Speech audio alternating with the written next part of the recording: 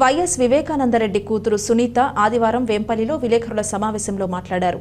ముఖ్యమంత్రి జగన్మోహన్ రెడ్డిపై రాయి విసిరిన అతనిపై హత్యాయత్నం కేసు పెట్టారని, అతనిపై నాన్ బెయిలబుల్ కేసు పెట్టి జైలులో పెట్టడం జరిగిందని అన్నారు. మరి అలాంటప్పుడు పులివెందులలోని మురారి చింతల అనే గ్రామంలో కొంతమంది దుండగులు ఒక ఇంట్లో ప్రవేశించి వృద్ధులని కూడా చూడకుండా విచక్షణారహితంగా కొట్టారని, మరి వారిపై ఎందుకు నాన్ బెయిలబుల్ కేసు పెట్టలేదని ప్రశ్నించారు. హత్య కేసులో నిందితుడిగా ఉన్న అవినాష్ రెడ్డికి ఎన్నికల కమిషన్ రూల్స్ తెలియదా అని ప్రశ్నించారు. వైఎస్ వివేక, వైఎస్ రాజశేఖర్ రెడ్డిల ఆత్మశాంతి కలగాలంటే వైఎస్ షర్మిలకు కాంగ్రెస్ పార్టీ హస్తం గుర్తుకు ఓటు వేయాలని ప్రజలకు విజ్ఞప్తి చేశారు. ఒకటి, పోయిన వారం మనకందరికీ తెలిసింది, వైఎస్ జగన్మోహన్ రెడ్డి గారి మీద ఒక రాయి విసిరారు. ఎవరో పిల్లోడు న్యూస్ పేపర్ రిపోర్ట్స్ ప్రకారం డబ్బులు ఇవ్వలేదంటే ఆ కోపంతో రాయి విసిరారంట. ఆ పిల్లోని మీద హత్యాయత్నం కేసు పెట్టారు. నాన్ బెయిలబుల్ వారెంట్ కింద జైల్లో పెట్టారు. రూల్స్ ప్రకారం కరెక్ట్ అయి ఉండొచ్చు. ఇక్కడ పులివెందుల్లో జరిగే దాని గురించి పోల్చి చూద్దాం. మొన్న మురార్ చింతల అనే ఊరిలో ఒక వృద్ధుల ఇంటికి వెళ్ళి ఆ ఇంట్లో ఉండే ఆడవాళ్ళను దౌర్జన్యంగా చితకబాది, కాళ్ళతో కట్టెతో చితకబాది కొట్టారు. చచ్చెలా కొడుతున్నారు. అది ప్లాన్ చేసుకొని కొంతమంది దుండగులు పోయి కొట్టారు. ఈ కేసు మాత్రం బెయిలబుల్ కేసు కింద పెట్టారు. ఆ కొట్టిన వాళ్ళు మళ్ళీ తిరుగుతున్నారు ఊర్లో. ఇది ఎక్కడ న్యాయం? కావాలని గొడవ చేసుకునే దానికి పోయి చితకబాదితే అది బెయిలబుల్ కేసు అవుతుంది. నేను అడుగుతున్నాను, ఇది న్యాయమా? నాకు తెలియదు, నాకు రూల్స్ తెలియదు, నాకు ఇది కనిపిస్తుంది. నేను మిమ్మల్ని ప్రశ్నిస్తున్నాను.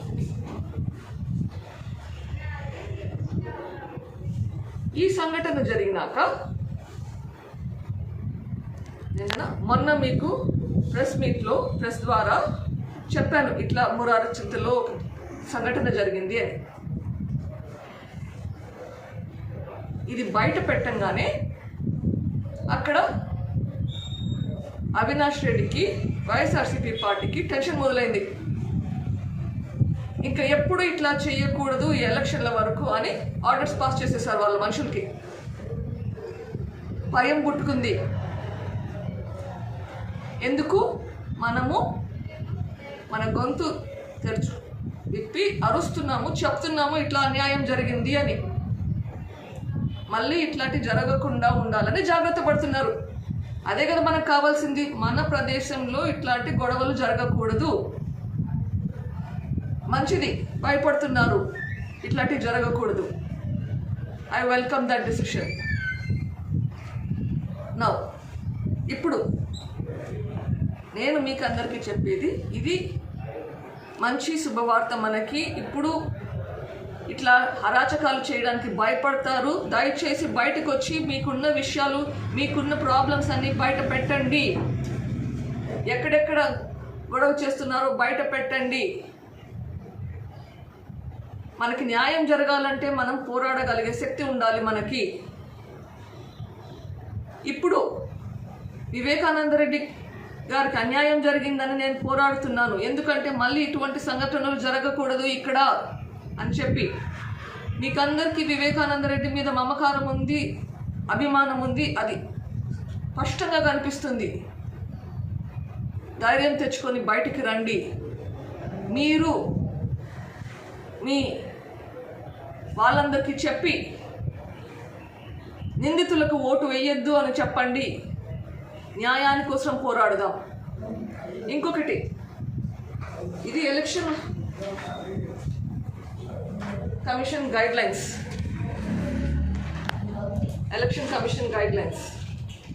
ఓకే, ఎలక్షన్ కమిషన్ గైడ్లైన్స్ ప్రకారం కొన్ని విషయాలు మీకు వివరిస్తాను. ఎవరైతే, ఇది ఇంగ్లీష్లో ఉంది, తెలుగులో అనువాదం చేసి చెప్పడానికి ప్రయత్నిస్తాను. ఎవరైతే క్యాండిడేట్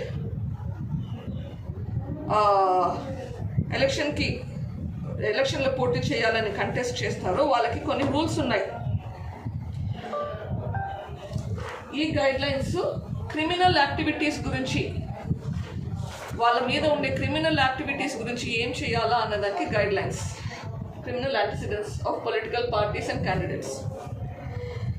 ఏదైనా క్యాండిడేట్ మీద ఏదైనా కేసు ఉంటే, క్రిమినల్ యాక్టివిటీ ఉంటే ఆ ఇన్ఫర్మేషన్ ఖచ్చితంగా ఎలక్షన్ కమిషన్కి ఇన్ఫార్మ్ చేయాలి.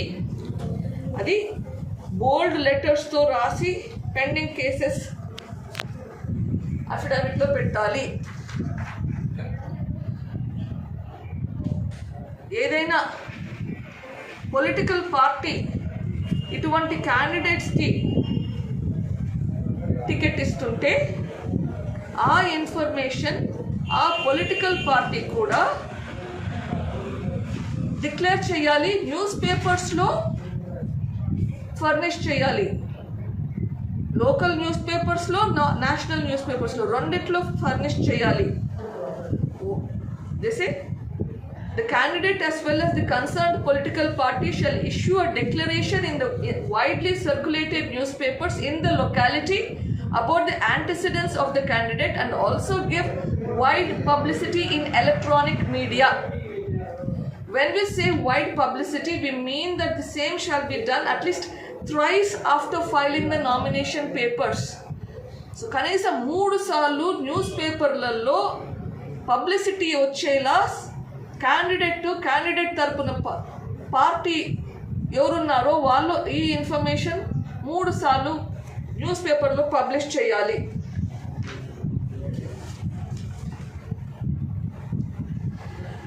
Good. We have also noted that the political parties offer no explanation as to why candidates with pending criminal cases are selected as candidates in the first place. ఏదైతే political party ఉందో అవి వాళ్ళు ఎందుకు criminal activities ఉన్న క్యాండిడేట్స్ని select చేస్తున్నారో explanation ఇవ్వడం లేదు. అందుకే కిందికి పోతే ఎవరైతే క్యాండిడేట్స్ ఉన్నారో వాళ్ళని ఎందుకు సెలెక్ట్ చేశారు అని కూడా కారణాలు ఎక్స్ప్లెయిన్ చేస్తూ వాళ్ళ వెబ్సైట్లోనూ సోషల్ మీడియా మాధ్యమంలోనూ చెప్పాలి అని ఎలక్షన్ కమిషన్ గైడ్లైన్స్ ఉన్నాయి. వీటికి టైం లైన్స్ కూడా ఉన్నాయి. నామినేషన్ వేసిన 48 గంటల లోపల ఈ ప్రాసెస్ మొదలు పెట్టిండాలి. ఇవి రూల్స్. మరి ఈ రూల్స్ ఫాలో అవుతున్నారా లేదా? వైఎస్ఆర్సీపీ పార్టీ ప్రెసిడెంట్ జగన్మోహన్ రెడ్డి గారిని మీ పార్టీ వెబ్సైట్లో ఎలక్షన్ కమిషన్ రూల్స్ గురించి ఫాలో అవుతూ మీరు ఎక్స్ప్లెనేషన్ ఇస్తున్నారా లేదా? ఇప్పటికి ఆల్రెడీ ఇచ్చేసిండాలి. ఎందుకంటే అవినాష్ రెడ్డి గారు నామినేషన్ వేసి 48 గంటలు దాటింది. అవినాష్ రెడ్డి గారిని అడుగుతున్నాను, మీరు మీ క్రిమినల్ యాక్టివిటీస్ గురించి మీరే న్యూస్ పేపర్లో పబ్లిష్ చేయాలి. నా ఇప్పుడు వచ్చిన ఆర్డర్ అగైన్ నాకు అఫీషియల్గా రాలేదు, నాకు తెలిసిన దాని ప్రకారం దీనికి అగెయిన్స్ట్ అవుతుంది. మరి ఎట్లా ఫాలో అవుతారు? ఎలక్షన్ కమిషన్ రూల్స్ చాలా క్లియర్గా ఉన్నాయి. Okay. Political party concerned shall then submit a report of compliance with these directions to the Election Commission within 72 hours of selection of the said candidate.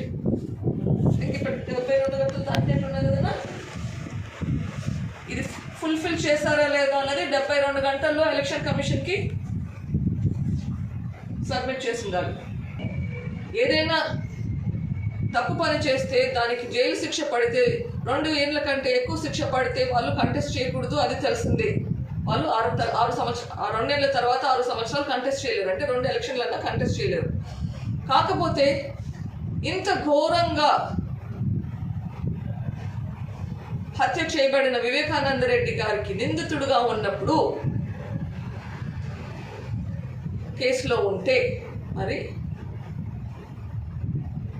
ఆ trial కూడా మొదలు పెట్టని పరిస్థితి ఇప్పుడు 5 సంవత్సరాలు అయింది. ఎలక్షన్ కమిషన్ రూల్స్ ప్రకారం ఫాలో అవ్వాలి. నేను తప్పు చేస్తున్నానని నాకు అనిపించడం లేదు.